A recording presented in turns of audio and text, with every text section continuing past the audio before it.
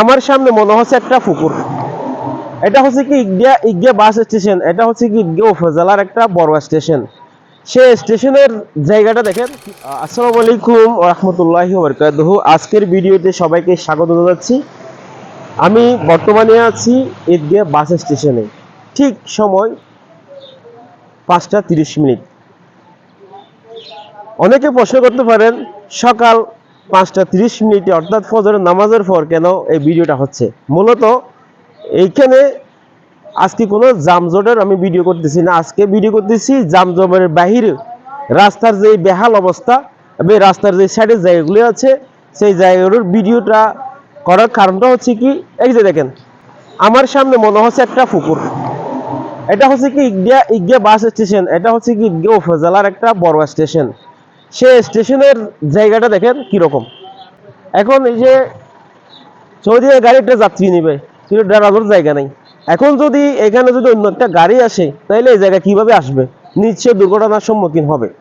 প্রিয় দর্শক, এই জিনিসটা তুলে ধরার জন্য মূলত আমি আজকে ফজরের নামাজের পরপরই ভিডিওটা বানাচ্ছি। আজকে মানুষের অনুরোধে আমি ভিডিওটা বানাচ্ছি। তারা বলছে ফজরের নামাজের পরে যে জায়গাটা দেখবেন তখন বুঝতে পারবেন আসলে আসরূপ কি। এমনি আমাদের ঈদগাহ বাজারে যানজটের সমস্যা শেষ হচ্ছে না, দীর্ঘ যুগ যুগ চলে যাচ্ছে, এখনো পর্যন্ত যানজট নিরসন করতে পারে নাই। আমার মনে হচ্ছে কি সামনে কি পারবে কিনা সন্দেহ। এদিকে দেখেন এই পর্যন্ত কোনো ধরনের ফুটপাত উচ্ছেদ অভিযানও করতে পারে নাই। এই জিনিসটা ঈদগাহ বাজারের যে ফুটপাতের যে উচ্ছেদ অভিযানটা এখনো পর্যন্ত কেউ শেষ করতে পারে নাই। আশা করি এর আগে ইউনূস সাহেব কিন্তু ঘোষণা দিয়েছিল, কিন্তু এখনো কোনো ধরনের কার্যকর হয়নি। এরপরে নতুন যুক্ত হয়েছে, উনি কিন্তু এই বিষয়টা আমরা অবগত করেছিলাম। এখনো কোনো পর্যন্ত ফুটপাতের জায়গাগুলো কিন্তু উচ্ছেদ করে নাই, যার কারণে সবসময় জাম লেগে থাকে।